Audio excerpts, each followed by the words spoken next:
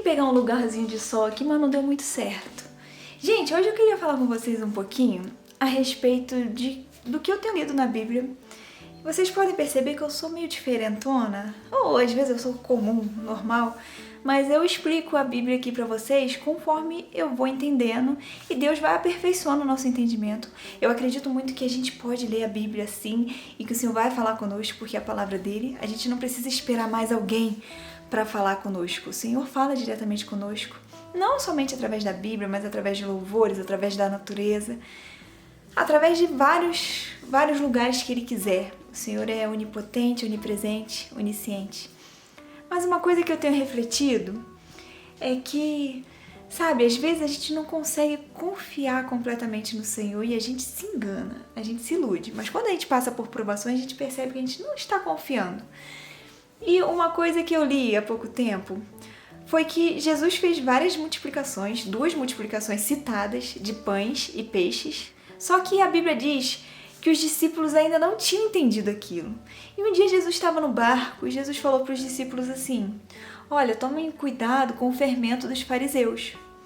E os discípulos começaram a pensar: Jesus deve estar falando isso porque a gente só trouxe um pão e não vai dar para todo mundo e ele não quer que a gente compre fermento dos fariseus, não quer que a gente compre o pão dos fariseus, porque os fariseus eram pessoas falsas, malignas, perversas, que transgrediam a lei e ainda fingiam ser da lei. Esse era o pior. E Jesus, conhecendo a mente dos discípulos, vira para eles e diz: será que vocês não percebem? Lembra quando eu multipliquei aqueles pães? Quantos cestos a gente levantou? Aí os discípulos respondem: vários cestos. E eram só apenas 5 pães, 3 pãezinhos, eram pouca coisa.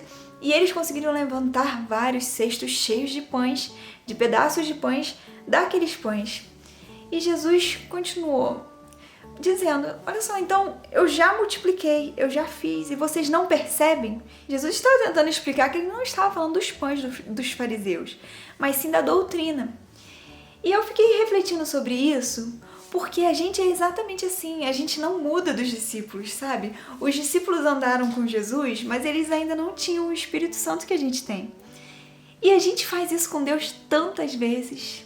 Às vezes, Deus já mostrou na nossa vida que Ele é Deus e que Ele não deixa faltar o alimento, que Ele não deixa faltar o necessário. E às vezes, Ele está tentando mostrar algo maior pra gente, tentando mostrar, às vezes, o que não é pra fazer, sobre algo relacionado ao reino mesmo, e a gente está preso nas coisas naturais. Só que hoje eu quero que seu coração venha se deslumbrar no sobrenatural e venha entender que o Senhor ele fala coisas muito maiores.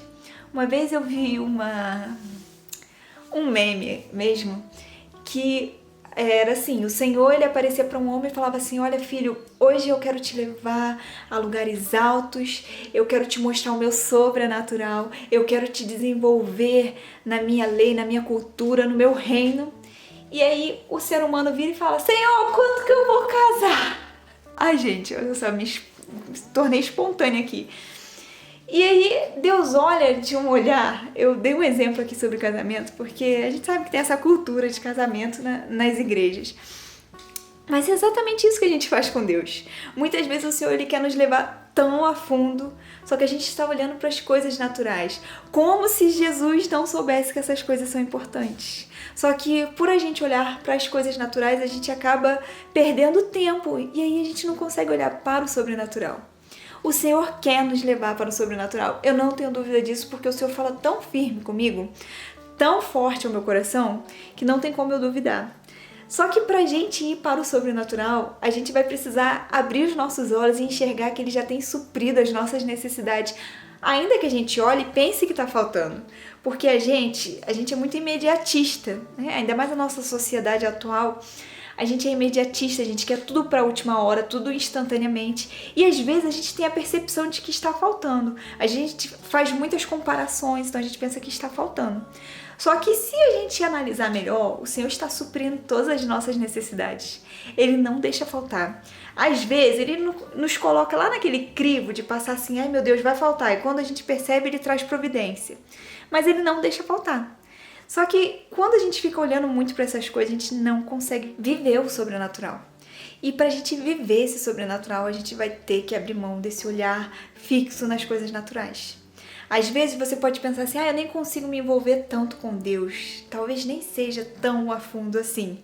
Isso é porque provavelmente o seu olhar está preso nas coisas naturais. E o Senhor é Espírito, e para que a gente consiga enxergar o Senhor, para que a gente consiga conviver, usufruir da presença do Senhor, a gente precisa o adorar em espírito e em verdade. Então a gente precisa soltar o natural, o físico, o palpável e se envolver com o sobrenatural. E para isso, você vai precisar o quê? Abrir mão das suas garantias. O que seria isso, abrir mão das garantias? Tudo aquilo que você acha que é extremamente necessário e que você precisa investir, que você não pode deixar faltar, relacionado ao mundo natural, você vai precisar abrir mão disso e permitir perceber que o Senhor cuida de você. Aí sim você vai conseguir entrar no mundo espiritual, entrar e se desenvolver no reino. Então, que o Senhor venha te mostrar que Ele tem providenciado tudo. E que às vezes, ao invés de você estar muito pensativo com o que fazer, como agir, talvez o Senhor esteja te chamando para clamar, ou para orar, para adorar.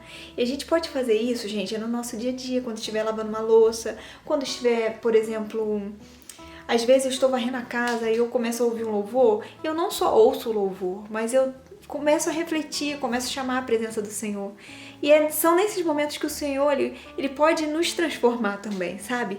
O Senhor não age somente quando a gente para ali fixamente. Claro que isso é importante, mas o Senhor age em todo o tempo. Ele quer estar com a gente o tempo todo, gente. Ele é Emmanuel, é Deus conosco, então Ele já está.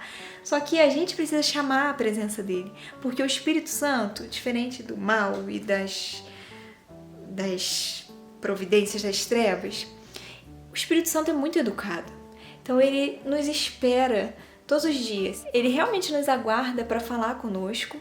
E Ele quer que a gente o deseje também, sabe? O Senhor, Ele quer ter relacionamento recíproco com a gente. Diferente do mal que age na nossa vida até quando a gente não quer, o Senhor nos ama, mas Ele também espera da gente algo em troca. E não é algo que Ele sabe que a gente não poderia dar, mas Ele espera da gente a confiança, o amor.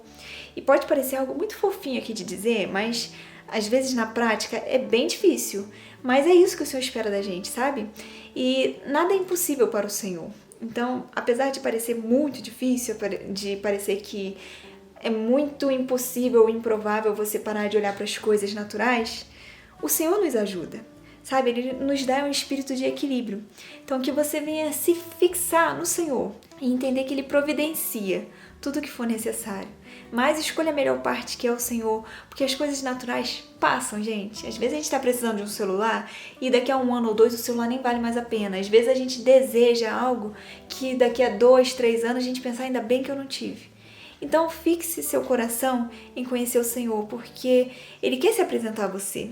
Mas você precisa dar passos de fé. E esses passos de fé, como eu disse, às vezes pode parecer algo muito complexo, mas não, é no nosso dia a dia. Às vezes você refletindo, às vezes você conversando com o Senhor, tirando tempo para falar com Ele. E eu tenho certeza que o Senhor vai se apresentar a você. Então, que seu coração se fixe no mundo espiritual e que o que venha governar a sua vida seja o reino de Deus, não as coisas naturais que são passageiras. Mas lembre-se de que você é eterno e o Senhor te chama para viver esta eternidade aqui, agora, hoje. Então, que o Senhor venha falar ao seu coração e que você venha se envolver nas coisas de Deus e venha se encher dele, porque não há outra coisa no mundo que nos preencha verdadeiramente e nos sacie. Fique com Deus e até o próximo.